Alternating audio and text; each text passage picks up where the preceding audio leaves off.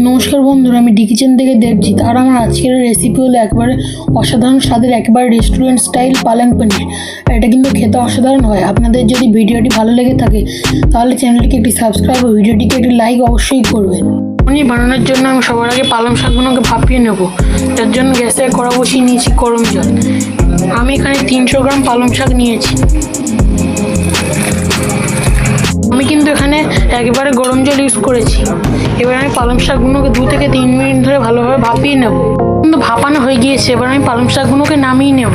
শাকগুলো পেস্ট বানানোর জন্য সবার আগে মিক্সিং জারে দিচ্ছি 1 মুঠোর মতো ধনিয়া পাতা। আমি পালং শাকগুলো জল ঝরিয়ে নিয়েছি। এবার আমি পালং শাকগুলো ভালোভাবে হাত দিয়ে চেপে আমি এটাকে পেস্ট বানিয়ে নেব। আর চাপলে জলটা বের হয়ে যাবে। পেস্ট করার আগে অবশ্যই কিন্তু হাত দিয়ে এরমভাবে চেপে এক্সট্রা জলটা বার করে নিতে হবে। শাকগুলো মিক্সিং জারে দিয়ে দিচ্ছি। ঝালের জন্য আমি এখানে দিচ্ছি 4টে কাঁচা লঙ্কা। এবার আমি এই 3টে জিনিস একসঙ্গে পেস্ট করে নেব। মশলার পেস্ট বানিয়ে নেব, যার জন্য আমার এখানে লাগছে কুচনো পেঁয়াজ। আমি এখানে একটা মাঝারি সাইজের পেঁয়াজকে কুচিয়ে নিয়েছি। লাগছে আমার 18 থেকে 19 কোয়া মতো রসুন। যেহেতু আমার রসুনগুলো ছোটো তাই আমি 18 থেকে 19 কোয়া নিয়েছি। তবে আপনাদের রসুনের কোয়াগুলো যদি বড়ো হয় তাহলে 8 থেকে 9 কোয়া নিলেই হবে। আর নিয়েছি 1 ইঞ্চি মতো আদা। আদাটাকে আমি ছোটো টুকরো করে কেটে নিয়েছি।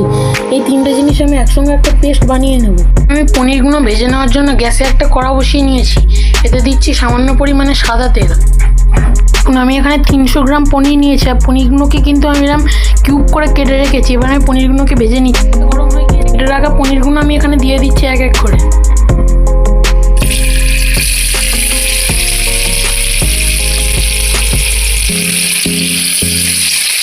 আমি আমার প্রথম ব্যাচের পনিরগুলো এখানে দিয়ে দিয়েছি। পনিরগুলো ভালোভাবে উল্টে পাল্টে মিনিট 2 সময় ধরে ভালোভাবে ভেজে নেব। আমার প্রথম ব্যাচের পনিরগুলো ভাজা হয়ে গিয়েছে। আমি পনিরগুলোকে তুলে নিই। আমি পনিরগুলোকে এক করে তুলে একটা পাত্রে জল নিয়েছি। পনিরগুলোকে আমি জলের পাত্রে দিয়ে দিচ্ছি। এর ফলে পনিরগুলো আর শক্ত হবে না, পনিরগুলো স্পঞ্জি আর নরম থাকবে। এবার আমি তরকারিটা করার জন্য ওই তেলের মধ্যে ফোড়নে দিচ্ছি 1 চামচ পরিমাণে গোটা জিরে। আমি কিন্তু এখানে আলাদা করে আর কোনো তেলের ব্যবহার করিনি, ওই তেলেই আমি বাকি রান্নাটা করছি। আগে থেকে বানিয়ে রাখা পেঁয়াজ আদা রসুনের পেস্টটা। এবার আমি পেস্টটাকে মিনিট 2 সময় ধরে ভালোভাবে ভেজে নেব, যতক্ষণ এর কালারটা চেঞ্জ হয়ে যাচ্ছে। পেঁয়াজটা ভাজা হয়ে গিয়েছে। এবার আমি টেম্পারেচারটাকে কম করার জন্য এর মধ্যে দিচ্ছি মিক্সিং জারটাকে ধুয়ে সামান্য পরিমাণে জল। এবার আমি এখানে দিচ্ছি 100 গ্রাম ফ্যাটানো টক দই। দেওয়ার সময় গ্যাসের ফ্লেমটাকে অবশ্যই কিন্তু লোতে রাখতে হবে, না তো টক দইটা কেটে যেতে পারে। দেওয়ার পর আমি এটা ভালোভাবে মিশিয়ে নিচ্ছি।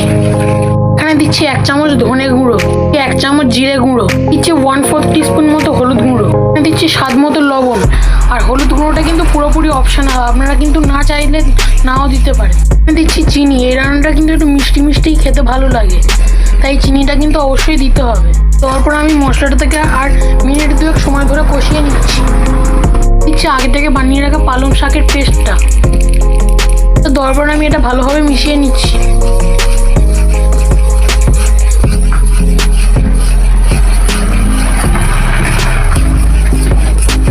দেখুন পালং শাকটা কতটা সুন্দর কালার এসেছে। আমাদের গ্রেভিটা ফুটে উঠেছে। এবার এখানে দিচ্ছি আগে থেকে ভেজে রাখা পনিরগুলো। তারপর এটা আমি ভালোভাবে মিশিয়ে নিচ্ছি। আমি গ্রেভিটাকে ঢাকা দিয়ে ফুটতে দেবো 5 থেকে 6 মিনিটের জন্য। পালং পনিরটা কিন্তু রেডি হয়ে গিয়েছে। নামানোর আগে আমি উপর দিয়ে দিচ্ছি 1 চামচ পরিমাণে ঘি। এখানে দিচ্ছি 4 থেকে 5 চামচ মতো ক্রিম। দেখুন বন্ধুরা, তৈরি হয়ে গিয়েছে আমাদের অসাধারণ স্বাদের পালং পনির। আর এটা কিন্তু খেতে অসাধারণ হয়েছে। আর এই কালারটা দেখুন কতটা সুন্দর হয়েছে।